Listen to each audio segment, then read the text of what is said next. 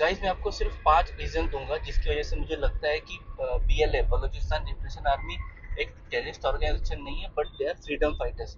Number one, हम लोग पहले हिस्ट्री से शुरू करेंगे। जो खान ऑफ खलात था, जिनको टू सिंप्लीफाई दिस थिंग आप कह सकते हो उस टाइम पे राजा के जैसा, उसको गन पॉइंट पे रख के एसेशन ट्रीटी साइन कराया गया था। और साइन ट्रीटी 1948 में, और जब वो ट्रीटी साइन हुई थी तो खान ऑफ कलात के जो फैमिली वाले थे वो बलूचिस्तान के पहाड़ों में चढ़ गए थे 400-500 आदमियों को लेके बगावत करने पे। तो जो बगावत है ये उसी दिन की है जिस दिन से ट्रीटी साइन हुई थी। अ, तो reason number one, they have been exploited.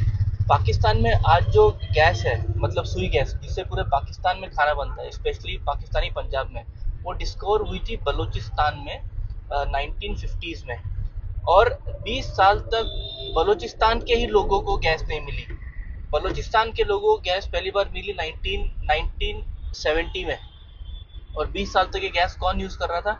ये पूरा पाकिस्तानी पंजाब यूज कर रहा था। जब तक बलूचिस्तान में गैस आई जो खुद बलूचिस्तान से निकलती है, तब तक ऑलमोस्ट पूरे पाकिस्तान में पाइप जो गैस है, जो खाना जो बनता है पाइप के थ्रू बनता है, पाइप गैस के थ्रू बनता है।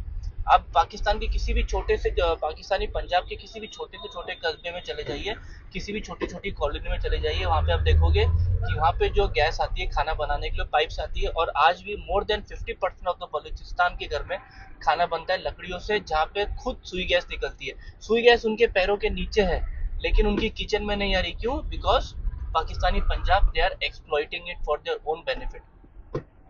नंबर टू, इस चीज को लेके ऐसी कई सारी चीजें हैं इन एक्सप्लॉइटेशन को लेके जिसके बारे में अगर कोई भी बलूचिस्तान या कोई बलोच अगर आवाज उठाता है तो उसको मार दिया जाता है या उसको गायब कर दिया जाता है। और एक गायब करने वाले लोगों में जो सबसे ज्यादा लोग हैं वो बलूचिस्तान से ही हैं।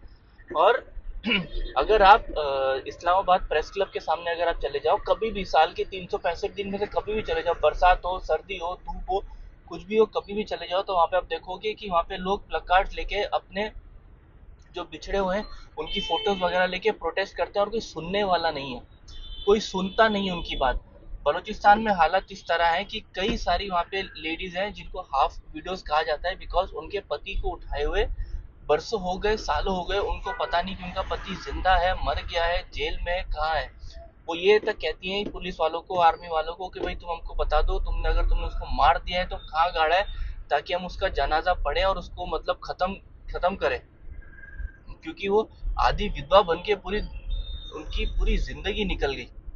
तो ये दो रीजन। और ये बात अगर वो किसी से भी करे तो कोई उनकी बात सुनने वाला नहीं है, ना सुप्रीम कोर्ट, ना वहाँ का लॉ, ना वहाँ का जुडिशरी, ना वहाँ का एग्जीक्यूटिव, कोई वहाँ पे उनकी बात जो है वो सुनता नहीं है।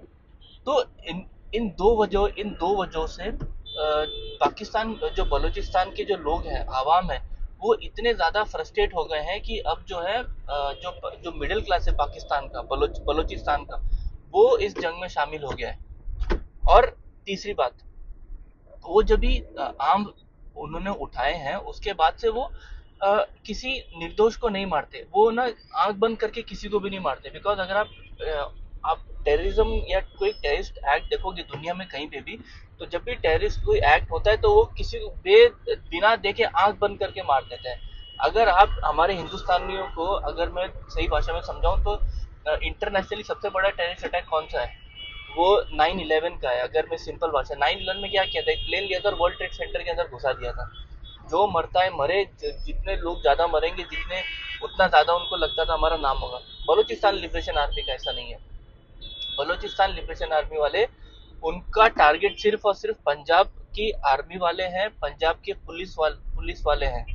और वो लेडीज, बच्चों, बूढ़ों को वो मतलब तकलीफ नहीं पहुंचाते। अभी जैसे जफार एक्सप्रेस में अभी कुछ टाइम पहले, पिछले हफ्ते उन्होंने हाईजैक कर ली थी पूरी ट्रेन। पहले तो लोगों को समझ में नहीं आता, लोग प्लेन हाईजैक करते हैं, बलूचिस्तान वालों, बीएलए वालों ने ट्रेन ही हाईजैक कर ली, बताओ तो जफार एक्सप्रेस में जो हाईजैक हुआ था उसमें सबसे पहले उन्होंने जितने भी लेडीज, बच्चे, बूढ़े, बुजुर्ग, बीमार थे उनको जाने दिया। सिर्फ उन्होंने किसको पकड़ा? उन 400 लोगों को पकड़े रखा जो पाकिस्तानी आर्मी में थे, पाकिस्तानी पंजाब से थे खास करके। उनको उनको उनको उसने पकड़ के रखा। और पुलिस वालों को, सो दे डोंट किल इनडिस्क्रिमिनेटली, आंख बंद करके नहीं मारते। उसके बाद वो नेक्स्ट रीजन, उनके जो एनिमी है उन्होंने एक आइडेंटिफाई किया हुआ है कि their enemy is Pakistani Punjab. और क्यों? क्योंकि इतने सालों की एक्सप्लॉइटेशन है उनकी, समझ रहे हो? इतने सालों की एक्सप्लॉइटेशन है, और वो किसने करी है? पाकिस्तानी पंजाबी फौजी ने। अगर आप पाकिस्तानी जितने भी ये है क्या बोलते हैं कोर कमांडर है, पाकिस्तान में सबसे ज्यादा कोर कमांडर कमाई कहाँ पे है आपके हिसाब से? लोगों को बहुत लगता है कि ये पंजाब में होगी, ऐसा नहीं है। सबसे ज्यादा कमाई होती है कराची में और बलूचिस्तान के कोर कमांडर की, बिकॉज जितना इलीगल स्मगलिंग ईरान से आता है और वो सारा का सारा आता है बलूचिस्तान के थ्रू। जितने भी अगर आप वो ऑयल टैंकर्स के आप देखते हैं, गाड़ियां जो है जीप भर भर के वो ऑयल आते हैं ईरान से, वो सारा का सारा बलूचिस्तान के थ्रू आता है। स्मगलिंग का सारा पैसा उनको मिलता है। जितना भी नशा वाला सामान आता है अफगानिस्तान से, वो कहाँ से आता है? वो अफगानिस्तान से आता है। जितने भी लोग जो इलीगल इमिग्रेंट्स है जो अफगानिस्तान में अप डाउन करता है, वो कहाँ से करता है? अफगानिस्तान में करते हैं। एंट्री पे वो पैसा दे के आते हैं। तो पाकिस्तान की जो सबसे जो करप्ट या फिर सबसे मलाई वाली जगह है कोर कमांडर की, वो है कोर कमांडर बलूचिस्तान। तो ये थे गाइस मेरे 5 रीजंस जिसकी वजह से मुझे लगता है कि Baloch army they are not a terrorist organisation, but they are freedom fighters and they are fighting for their right. वो किसी के ऊपर अपनी आइडियोलॉजी थोपने के लिए नहीं लड़ रहे हैं, वो लड़ रहे हैं ताकि अपनी आइडियोलॉजी को प्रोटेक्ट कर सके। तो गाइज ये था मेरा आज का वीडियो। अगर आपको मेरा वीडियो अच्छा लगे तो प्लीज़ मेरे चैनल को शेयर कीजिए, लाइक कीजिए, सब्सक्राइब कीजिए और कमेंट करना बिल्कुल मत भूलिए। मिलते हैं नेक्स्ट टाइम किसी नए वीडियो पे किसी नए टॉपिक के साथ। तब तक के लिए अपना ख्याल रखिए, अपने माता पिता की इज्जत कीजिए। गुड बाय, जय हिंद गाइस।